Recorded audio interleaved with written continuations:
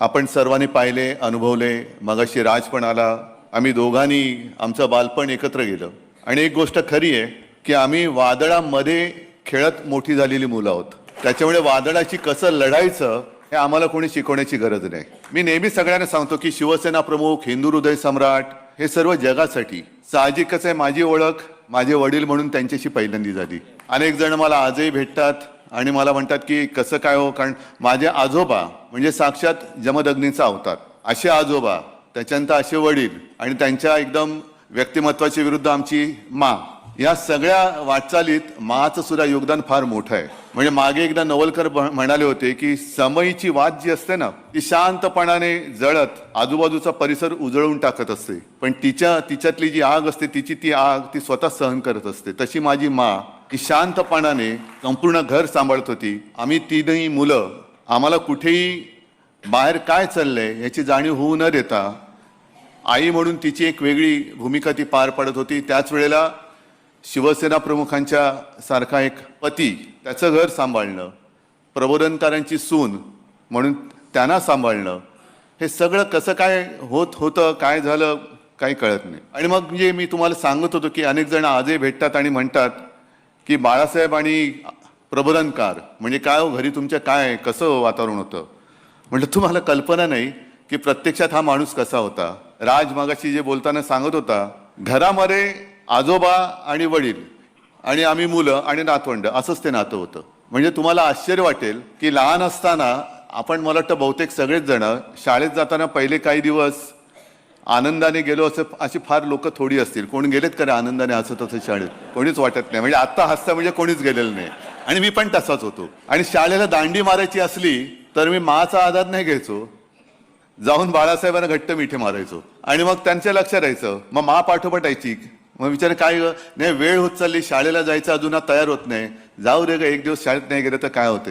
अर्थात त्यांच्यासाठी ते बरोबर होतं, कारण त्यांना स्वतःला आणि माझ्या आजोबांना सुद्धा परिस्थितीनुसार 7वी मध्ये शाळा सोडावी लागली. पण त्यांनी एवढं जे काही कर्तृत्व उभं केलंय की ते ठाकरे नाव पुसायला अनेक जण इकडे उतरतायत, पण अजून ते नावच पुसलं जात नाही. असं एक काय ते वेगळं रसायन होतं आणि त्यांची आम्ही वारसदार. मग त्याला घराणेशाही म्हणायचं तर घराणेशाही म्हणा, मला त्या घराणेशाहीचा आणि घराण्याच्या परंपरेचा अभिमान आहे.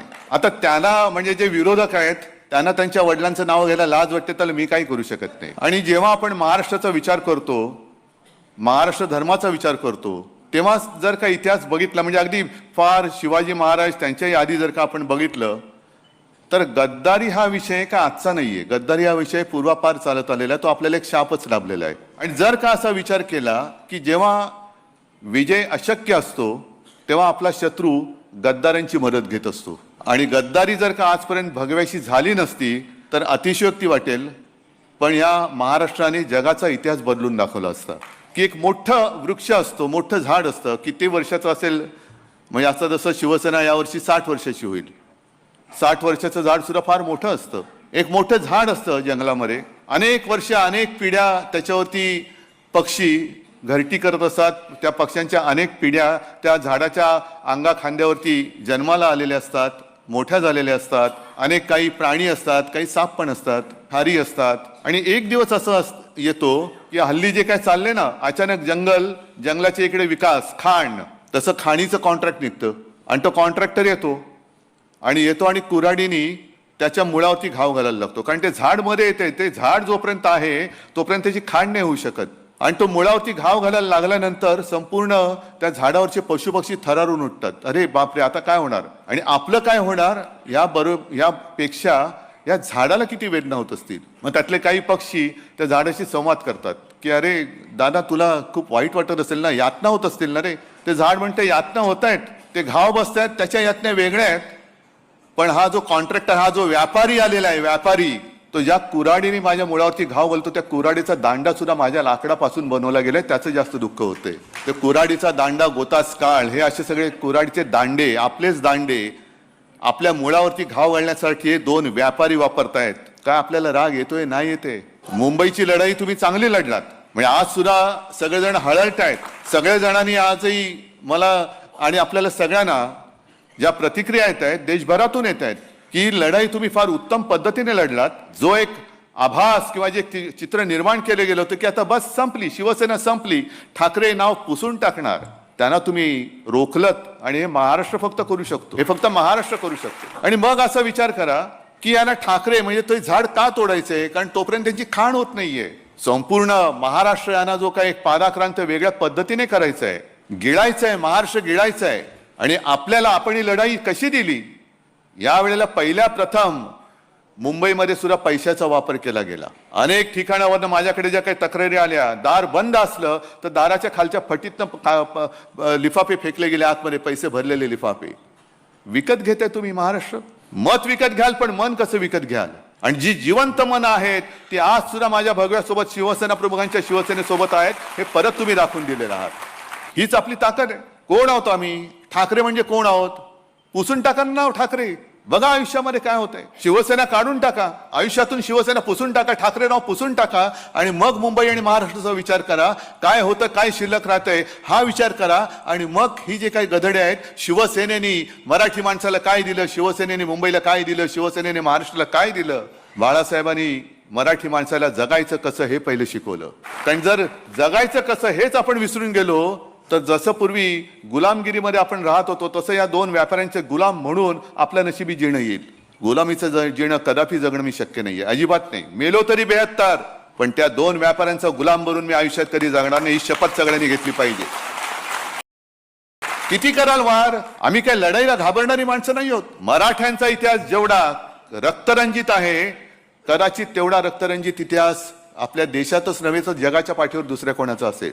पण त्या रक्तरंजित इतिहासामध्ये पाठीवरचे वार हे जास्त करून गद्दारांनी केलेले आहेत, ह्याचं जास्त शल्य आहे, ह्याचं जास्त दुःख आहे. काय मिळवलं? मुंबईवरचा शिवरायाचा भगवा उतरवला, काय मिळवलं? काय महापौर पद? अरे आपल्याकडे होतीच ना सत्ता 25 वर्ष. या मुंबईकरांनी आज सुद्धा आपल्याकडे नाही म्हटलं तरी काय मतं कमी नाही झालेली. सगळे गड आपण राखलेले आहेत. हे ह्याचं कर्तृत्व तुमचं आहे, माझं नाहीये. हे कर्तृत्व तुमचं आहे. जे मुंबईचे गड होते ते गड मुंबईचे आज सुद्धा शाबूत आहेत.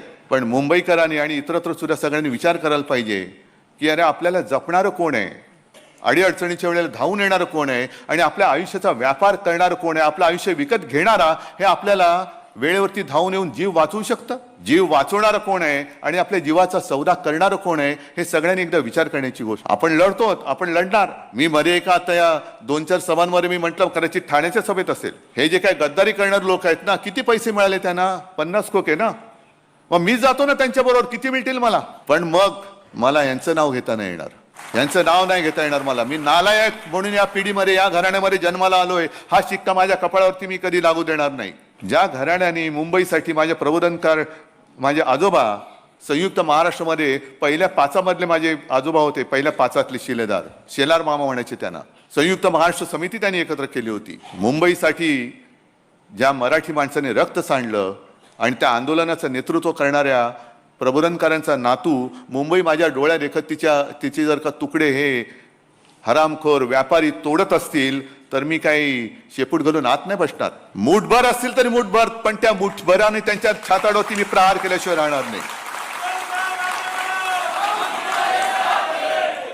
तडजोड तिकडे होऊ शकत नाही, तडजोड अजिबात होऊ शकत नाही. आज सुद्धा हळुवारपणाने आपल्यावरती जे एक सांस्कृतिक आक्रमण होतंय, आम्ही अस्सल मराठी बोलणारे कडवट कट्टर देशभक्त हिंदू आहोत हे वारंवार आम्ही सांगतो आहोत. 92-93 साली मुंबईमध्ये जो काय दंगा झाला, कुठून आला होता हिंदू, कोण होता? आज सुद्धा तुमच्यामधल्या अनेकांवरती तेव्हा सगळ्याच्या काही केसेस होत्या त्या आज सुद्धा आहेत. श्रीकृष्ण अहवालाचा जो काही आयोगाचा जो अहवाल आला, तो अहवाल आपण म्हणजे मनोज जोशी मुख्यमंत्री होते, केराच्या टोपलीत टाकला होता. वाजपेयींनी सांगितलं नाही, कचरे में नहीं डालना, उसको वापस निकालो. भाजपचं काय जाते? एकही सुद्धा भाजपला मला नाही वाटत त्या अहवालाच्या मध्ये दोषी किंवा त्याच्यावरती केस झाले असेल. एक पण नाही. कपडे बचावणारे तुम्ही, गोळीला तुम्ही आणि पोळीला आम्ही, अशी भाजपची अवलाद. म्हणजे प्रत्येक वेळेला लढा म्हटला की शिवसैनिक, कोणती आपत्ती आली का पहिला शिवसैनिक धावून जातो आणि नंतर मग एक फोटो काढायला चमकाले हे येतात. जे नेमकं मला बोट ठेवायचे ते इकडेच ठेवायचे की आम्ही हिंदू आहोतच. जे मगाशी राज बोलला ही गोष्ट खरी आहे की या देशामध्ये आपण हिंदू बहुसंख्य आहोत, पण आपले देव वेगळे, आपली भाषा वेगळी, आपल्या संस्कृती वेगळे, आपले संस्कार वेगळे. आणि सरान करा आपण बहुसंख्य असलो तरी विखुरलेले असतो, म्हणून असुरक्षित असतो. मग त्यावेळेला गर्व से कवम हिंदू है म्हणून संपूर्ण देशातल्या हिंदूंना एकवटणारा हा एकमेव हिंदू हृदय सम्राट, हे केलं ना त्यांनी. पण आता त्याच हिंदुत्वाच्या आडून आमचं हिंदुत्व हे वेगळं आहे. हे आमचं हिंदुत्व हे शेंडी जानवाचं हिंदुत्व नाहीये. जो कोणी या देशाला आपली मातृभूमी मानतो, जो कोणी या देशासाठी मरायला तयार आहे, तो आमचा आहे, हे आमचं हिंदुत्व सांगतं. हे आमचं हिंदुत्व सांगतं. पण आज हळुवारपणाने जो काही एक आक्रमण, पहिली हिंदीची सक्ती, त्याच्यानंतर आपण जे एक सुरुवात केली होती, मी मुख्यमंत्री असताना सगळेजण झाडून मंत्रालयातले सगळे पहिला फोन उचलल्यानंतर जय महाराष्ट्र बोलायचे. आज जय महाराष्ट्राला सुद्धा धोका निर्माण झालेला आहे. अनेक भगवे आता फडकायला लागलेले आहेत. नेमका कोणता भगवा? सगळेच भगवे, वेगवेगळे भगवे फडकतायत, वेगवेगळे उद्घोष सुरू झाले. आपल्या लोकसभेच्या गाण्यामधला जय भवानी जय शिवाजी हा शब्द काढायला सांगत होते. का? आम्ही महाराष्ट्रामध्ये सगळ्यात उच्च स्वराने म्हणू तो जय भवानी जय शिवाजी आणि जय महाराष्ट्र हे आजपासून परत सुरू करा. अभिमानाने बोला जय महाराष्ट्र. आणि आवाज असा घुमला पाहिजे की समोरचा जो आपल्यावरती त्याचं संस्कृती लादणारा असेल, जागेवरतीच त्याचं जे काय व्हायचं ते झालं पाहिजे. जय महाराष्ट्र हे आजपासून जोरात सुरू करा.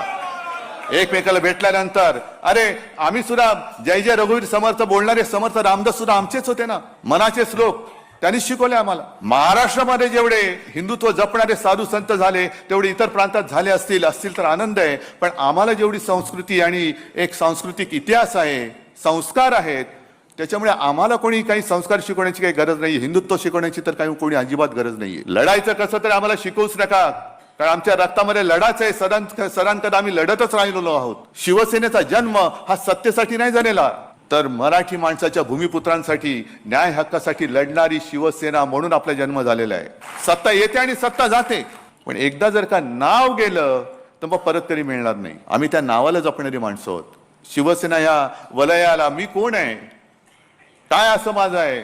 मला माहिती आहे की मी कधी कधी सांगतो की शिवसेना प्रमुखांपेक्षाही काकणभर जास्त प्रेम तुम्ही माझ्यावरती करता, आदित्यवर करता. का? कारण मी शिवसेना प्रमुखांचा मुलगा आहे, याला जपला पाहिजे. हा शिवसेना प्रमुखांचा नातू आहे, याला जपला पाहिजे, म्हणून तुम्ही अधिक आमची काळजी घेता. नाही तर आमचं कर्तृत्व काय? पण त्या कर्तृत्व नसलं तरी सुद्धा मगाशी मी जे काय बोललो त्या जबाबदारीची मला पूर्ण जाणीव आहे. वादळात खेळत मी मोठा झालेलो आहे, पण वादळाची जबाबदारी, तुमच्या सगळ्यांची जबाबदारी माझ्या खांद्यावर घेऊन मी पुढे जातोय. ठीक आहे, एका निवडणुकीमध्ये आपल्या मनासारखं नसेल झालं, पण तरी सुद्धा आज एक थोडक्यामध्ये निसटता पराभव आपला झालाय. आज आपली एक चांगली ताकद महापालिकेमध्ये गेलेली आहे. इतर ठिकाणी सुद्धा निवडणुका होत आहेत. एक निवडणुका, आता निवडणुका जिंकण्याचं तंत्र त्यांनी एक विचित्र पद्धतीने अवलंबलेलं आहे. या वेळेला आपल्या मुंबईमध्ये ईव्हीएमच्या बरोबर ते व्हीव्हीपॅटचं मशीनच काढून टाकलं. म्हणजे आपण नेमकं मतदान कोणाला करतो आहोत हेच आपल्याला कळत नाही. आता आजही तक्रार येत आहेत की आम्ही बटन दाबलं तिकडे दिवा नाही पेटला. बरी मशीन सुद्धा वापरली म्हणजे हा सगळं मी काही खापर नाही फोडत कोणावर. पण याला लोकशाही म्हणायची का? याला लोकशाही मानायचं का? ज्या पद्धतीने मतदार याद्यांचा घोळ केला गेला, ज्या पद्धतीने मतदान केंद्रावरती काही ठिकाणी घोळ झाले आणि आपण वेळेवरती दुबार मतदार शोधून काढले नसते तर मग मुंबईचा निकाल आणखीन वाईट लागला असता. हे तुम्ही जागरूक राहिलात म्हणून निदान इथपर्यंत तरी त्यांना रोखू शकलो. नाहीतर हे धरून चालले होते की आता शिवसेना संपली आणि आपल्याला चरायला कुरण मोकळं झालं. अरे येतो कसा बघतो ना, कुरण चरायला ये, नाही तुझ्या पेकाटामध्ये नाही दांडकं टाकलं तर बघ. परत नव्याने सुरुवात करायची आपल्याला, पुन्हा नव्याने सुरुवात करू. अरे ठीक आहे हो, मगाशी त्या वृक्षाचं जसं उदाहरण दिलं तसंच आणखीन एक उदाहरण आहे. झाडं बघितल्यानंतर हा निसर्गाचा नियम आहे की पानगळ होतेच पण नवीन पालवी फुटते. आज पुन्हा नवीन पालवी माझ्या शिवसेनेवर फुटलेली आहे. आणि काही वेळेला पानगळ होणे गरजेचं असतं. अनेकदा मी म्हटलेले की सडलेली पानं ही झडलीच पाहिजेत. सडलेली पानं जोपर्यंत झडत नाहीत तोपर्यंत नवीन कोंब फुटत नाहीत. जाऊ दे, जी सडली होती ती सडली. आणि ती सडलेली पानं जर कोणी त्यांच्या झाडाला लावून त्यांना जर का ती वाढ वाटत असेल तर वाटू दे त्यांना. पण ती पानं सडलेत आणि ती झडलेत, ती टिकणार नाहीत तुमच्याकडे, कारण त्याच्यामध्ये जीव नाहीये. तुम्ही आज तुमचं काहीतरी चिकटवून त्याला फेविकॉल सारखं चिकटवलं असाल, पण त्या पानामध्ये जीव राहिलेला नाही. विकलेली गेलेली पानं आहेत, ती तुम्हाला झाडाला तरारी देऊ शकणार नाहीयेत. आणि जो शिवसैनिक आहेत ना सगळीकडे, म्हणजे मला काही वेळेला आश्चर्य वाटतं की काय बाळासाहेबांनी काय तयार केले नेमकं. आज सुद्धा प्रत्येक वॉर्डात एकापेक्षा एक सरस उमेदवार माझ्या समोर बसले होते. महिला होते, पुरुष होते, सगळे होते. काही जणांना मी म्हणजे नियमाप्रमाणे मुंबईमध्ये एका वेळेला ठिकाणी एकच उमेदवारी देऊ शकतो. 2 असले तर 1 नाराज होतो, 4 असले तर 3 नाराज होतात, काही ठिकाणी तर 5पेक्षा जास्त उमेदवार होते. आणि मग इकडे एक कस लागतो, तो माझ्या नेतृत्वाचाही लागतो, पण तुमच्या सगळ्यांच्या निष्ठेचा सुद्धा लागतो. निष्ठा म्हणजे काय? काही जण नाराज झाले, एखाद दिवस नाराजी त्यांनी व्यक्त केली, पण दुसऱ्या दिवसापासून ते पुन्हा कामाला लागले, याला म्हणतात निष्ठा. काही जण नाराज झाले, त्यांनी बंडखोरी केली. काही जणांना सगळं काही दिलं तरी नाराज. नाही, मी कोणाचं नाव नाही घेत, पण हे सगळीकडे. आणि मग काही वेळेला एक नाही म्हटलं तरी जसं तुम्हाला तुमची नाराजी असते, माझी काय रे, मला नाराजी व्यक्त करण्याचा अधिकार नाही? पक्षप्रमुख आहे ना मी तुमचा. मग तुम्ही जर का कोणी नाराज होऊ शकत असाल तर मला नाराज होण्याचा अधिकार आहे की नाहीये? पण मी नाराज नाही होऊ शकत, कारण ज्या दिवशी मी आवडतं नावडतं करीन त्या दिवशी मी या खुर्चीवरती बसायला नालायक असेन. मला सगळे शिवसैनिक सारखे आहेत, मी नाराज होऊ शकत नाही तुमच्यावरती. कारण जे शिवसेना प्रमुखांचं वाक्य आहे की जोपर्यंत तुम्ही शिवसैनिक आहात तोपर्यंत मी शिवसेना प्रमुख आहे, तीच परंपरा घेऊन मी पुढे चाललोय. जोपर्यंत तुम्ही शिवसैनिक आहात तोपर्यंत मी तुमचा पक्षप्रमुख आहे. आज तुम्ही हा हॉल भरलाय, समजा कोणीच नसतं, मी एकट्याहून काय भाषण करणार? पण तुम्ही सगळे, तुम्हाला अनेकांना काही मी दिलेलंच नाहीये तरी सुद्धा तुम्ही जागेवरती ठाम आहात. वाईट वाटतं, जरूर वाटतं. अनेकांना असं वाटतं की अरे याला काय भावना आहेत की नाही. वाईट जरूर वाटतं. जेव्हा माणसं विकली जातात त्यावेळेला वाईट जरूर वाटतं. अरे यांना कळते का आपण काय करतोय, कोणासाठी, आम्ही तरी कोणासाठी काय लढतो आहोत? ही लढाई तुमची आहे. पण ती लढत असताना जेव्हा माणसं विकली जातात तेव्हा वाईट वाटतं. आणि मग असं वाटतं की या लढाईला काय अर्थ आहे की नाही. पण त्याच वेळेला बातमी येते की शिवसेनेने एका साध्या गृहिणीला नगरसेवक केलं, तेव्हा अभिमानाने ऊर भरून येतो. अरे नाही, आहे जिवंत आहे तो. बाळासाहेबांचा शिवसैनिक आज सुद्धा जिवंत आहे. हे त्या विजयावरनं, म्हणजे 100 पराभव झाले तरी तो एक विजय जो असतो ना, तो खूप मोठा सुख देऊन जातो. आणि असं आपलं हे कुटुंब आहे. शिवसेना हा केवळ राजकीय पक्ष नाहीये. आणि भाजपला जर का असं वाटत असेल की शिवसेना ते संपवतील, शिवसेना तुम्ही संपू शकत नाही. कारण शिवसेना पक्ष नाही, शिवसेना हा विचार आहे, शिवसेना हा भूमिपुत्रांचा अंगार आहे.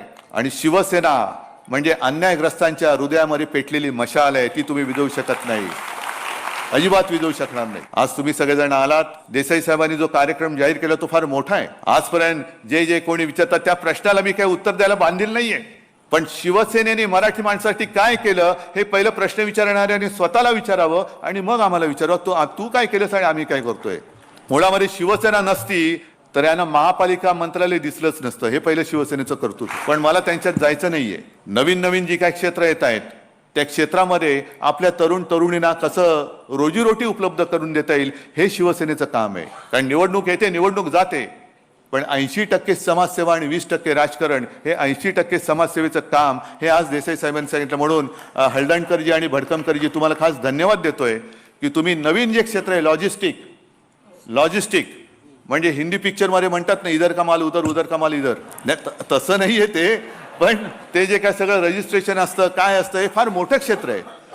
आणि त्याच्यामध्ये हजारो रोजगार उपलब्ध आहेत.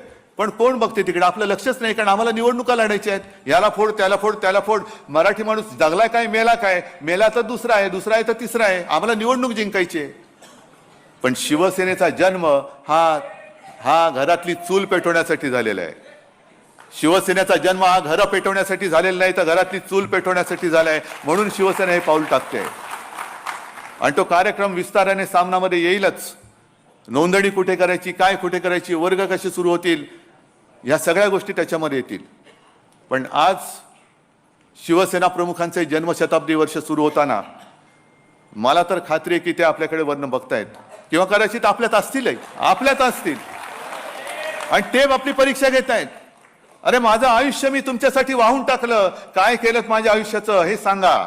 आणि तेव्हा आपल्याला ताठमानेने उत्तर देता आलं पाहिजे की बाळासाहेब, मी कधी तुम्ही जी निष्ठा मला शिकवली त्या निष्ठेचा मी बाजार नाही मांडला, कधी निष्ठेचा बाजार नाही मांडला. ठीक आहे, गद्दार गेले, एक गद्दार गेला असेल त्याची जागा 4 निष्ठावंतांनी घेतले, हे आपल्याला पुढच्या काळात दाखवून. आणि तुम्ही सगळे निष्ठावंत महाराष्ट्रामध्ये, पुन्हा मी काय, आदित्य काय, सगळे नेते आम्ही फिरणार की मुंबईमध्ये सुद्धा शाखांमध्ये मी परत जाणार आहे. जिथे जिंकलो तर तिथे जाणारच, पण जिथे पराभव झाला त्या शाखेत सुद्धा मी परत जाणार आहे. आणि ज्यांना जाग आलेली आहे ते सगळे शिवसेनेच्या सोबत, शिवसेनेच्या भगव्या सोबत आलेले आहे. मी पुन्हा सगळ्यांना एक आवाहन करतोय आजपासून परत एकदा जय महाराष्ट्राचा उद्घोष फार जोरामध्ये समोरच्याच्या काळजात धडकी भरवेल अशा मोठ्या घोषित करा. जय भवानी जय शिवाजीचा उद्घोष समोरच्याच्या उरात धडकी भरवेल असा पुन्हा सुरू करा.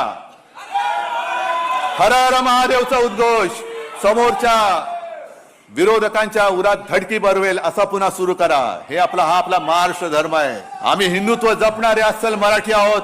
आणि जर तेव्हा छत्रपती शिवाजी महाराज जन्माला आले नसते तर आजचे हे वळवळणारे नव हिंदुत्ववादी वळवळाला शिल्लक राहिले नसते. म्हणून त्या शिवराय आमचं दैवत आहे.